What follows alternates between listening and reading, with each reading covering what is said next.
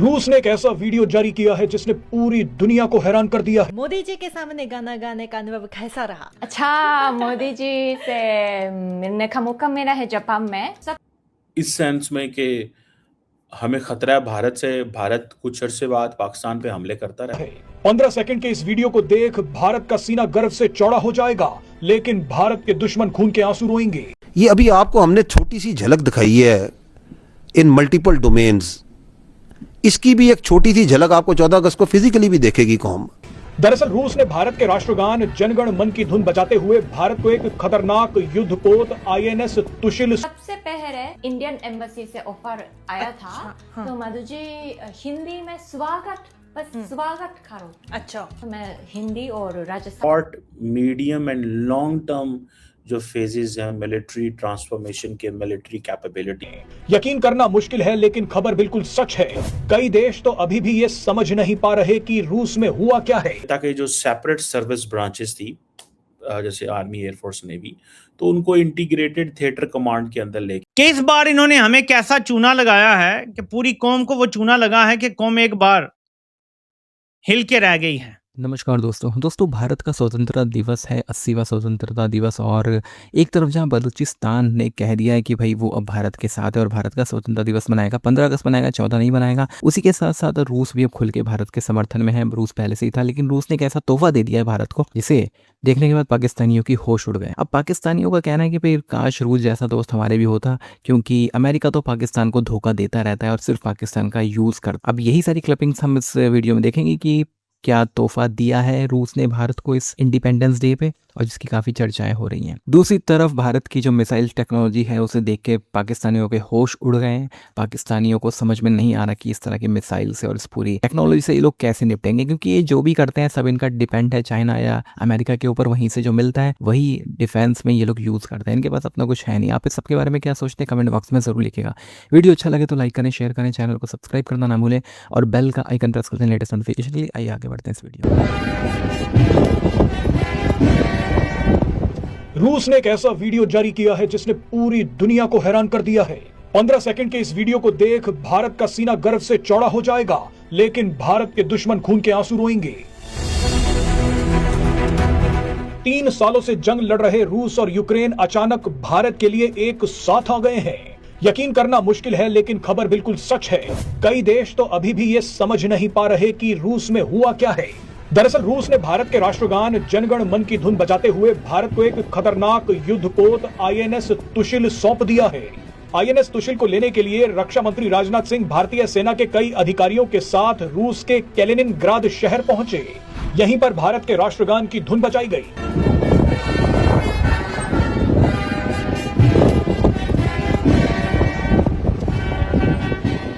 चलिए अब आपको बताते हैं कि यहाँ खेल क्या हुआ है। दरअसल भारत को INS तुशिल देने के लिए रूस और यूक्रेन एक साथ आ गए। मोदी जी के सामने गाना गाने का अनुभव कैसा रहा? अच्छा, मोदी जी से मिलने का मौका मिला है जापान में। सबसे पहले इंडियन एम्बेसी से ऑफर आया था। तो मधु जी हिंदी में स्वागत, बस स्वागत करो। अच्छा, तो मैं हिंदी और राजस्थानी भाषा में स्वागत किया।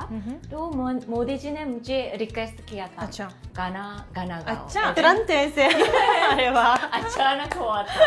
भारी जाओ रे, बलिहारी जाओ रे, मारे सतगुरु आंगन आया रे, मेवारी जाओ रे। और गाने के बाद मोदी जी ने कुछ बोला? वाह वाह,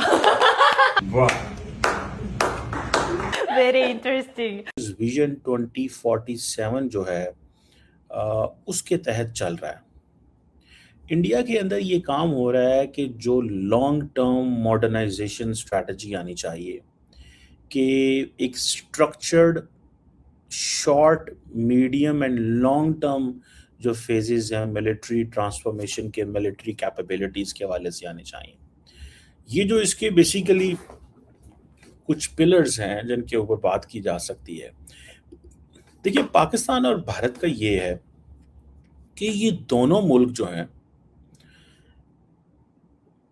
कॉन्टिन्यूसली काम कर रहे हैं मिलिट्री बिल्डअप, कॉन्टिन्यूसली। पाकिस्तान ने ये शुरू कर दिया इस सेंस में कि हमें खतरा है भारत से। भारत कुछ अरसे बाद पाकिस्तान पे हमले करता रहता है, ठीक है जी। और अब इंडिया जो है और पाकिस्तान ने दिफाई एग्रीमेंट कर लिए। इंडिया किसी मुल्क से दिफाई एग्रीमेंट नहीं करता, उनकी अपनी पोजीशन है। अब पाकिस्तान ये समझता है कि ये जो इंडिया की long term military reform road map है और ये जो रीस्ट्रक्चरिंग है कि आर्म फोर्सेस को स्ट्रेंथन किया जाए अगले 2047 तक, इसमें एक तो जारी बात है गवर्नमेंट का, इंडियन गवर्नमेंट का एक पॉलिटिकल वर्जन एंड व्यू भी है। और पॉलिटिकल वर्जन व्यू क्या है कि प्राइम मिनिस्टर मोदी आपको पता है बड़ा पसंद करते हैं अफवाज को चुकना उठाना पसंद करते हैं ताकि इससे defence, technology, foreign policy, national security, identity, religion, nationalism, Vande Mataram, culture, ये मतलब इट सूट्स हिम बेसिकली, ठीक है जी। सो एक तो ये चीज़ है। दूसरा मुझे ये भी लगता है कि ये जो डिफेंस फोर्सेस विजन 2047 इंडिया बनाया है, ये एक इंटीग्रेटेड फोर्स बनाना चाहते हैं जो कि मुख्तलिफ डोमेन्स में सिक्योरिटी चैलेंजेस को एड्रेस कर सकती हो। प्राइमरली ये जॉइंटनेस एंड इंटीग्रेशन की इंडियंस बात कर रहे हैं, इंडियन फौज। तो पहले ये था कि जो सेपरेट सर्विस ब्रांचेस थी जैसे आर्मी, एयरफोर्स, नेवी, तो उनको इंटीग्रेटेड थिएटर कमांड के अंदर लेके आना चाहते हैं। जॉइंट प्लानिंग हो, ऑपरेशंस हो आर्मी, एयरफोर्स, नेवी के बीच में। तो जैसे for example recently Bharat Pakistan की जंग हुई तो it was air force and army, not the navy, ठीक है। Similarly same is in Pakistan case के वो अगर इंडिया फ्रंट खोलता नेवी वाला तो पाकिस्तान वाज ऑल सेट। लेकिन पाकिस्तान ने कहा कि हम इंडिया को कहते हैं कि वो ये फ्रंट खोले बिकॉज हम तो डिफेंसिव हैं, अग्रेसर नहीं है। इंडिया एग्रेसर था, तो इन दैट वे। फिर दूसरा ये फोकस कर रहे हैं 2047 तक इंडिजिनस प्रोडक्शन। ये बड़ी इंपॉर्टेंट चीज़ है। इंडिया समझता है कि अगर मैंने लॉन्ग टर्म पाकिस्तान से लड़ाई करनी है तो द सेल्फ रिलायंस चाहिए। सो जिसे ये आत्मनिर्भर भारत कहते हैं, फॉरेन इम्पोर्ट के चीज़ें जो हैं वो गो कि ये जो स्ट्रेटेजिक वेपन्स हैं, मतलब कोई जहाज़ नहीं बना सकते या जेट्स नहीं बना सकते। ये वो होते हैं जो क्या उसे बोलते हैं हम यार, जो जिसे आप कह लें कि कोई ऐसी चीज़ होती है ना जो जैसे कि S-400 नहीं बना सकते, जेट्स नहीं बना सकते, अपना डिफेंस सिस्टम नहीं बना सकते। छोटी मोटी चीज़ें हैं वो भी जॉइंट प्रोडक्शन जैसे जैसे इस तरह की चीज़ें हैं। जैसे आप वो जिसे कहते हैं ना एक इस फ्रेमवर्क में आप आते हैं कि जिसमें आप ये कह सकते हैं कि इंडिया जो है वो